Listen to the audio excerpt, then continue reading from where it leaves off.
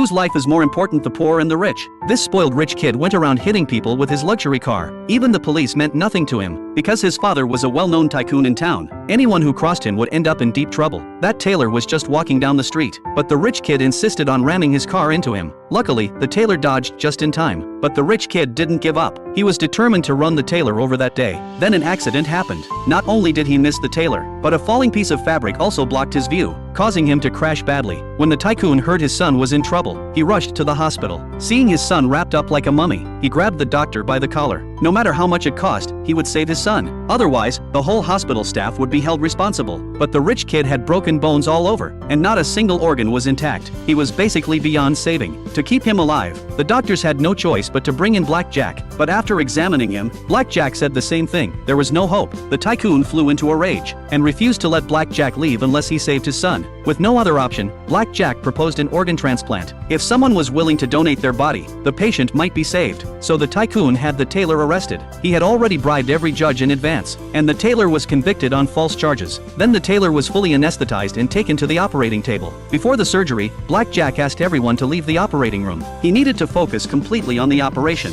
Though reluctant, the tycoon was forced out by Black Jack. Hours later, the surgery was finally completed. The tycoon rushed into the room. Seeing his son breathing normally, he was astonished. The other doctors couldn't stop praising Black Jack's skill. 2 months later, it was time to remove the bandages. The rich kid had been successfully saved. The tycoon was overjoyed. Black Jack didn't say much, just told him to deliver the surgical fee to his inn as soon as possible. The tycoon happily went home to get the money. But just then, the butler rushed in and told him the young master had disappeared. Meanwhile, the rich kid went to the tailor's shop and started harassing the female shop owner. The woman immediately slapped his hand away, realizing she had misunderstood. The rich kid picked up a pair of scissors and showed off his tailoring skills. Seeing his technique, the woman recognized him as her own son.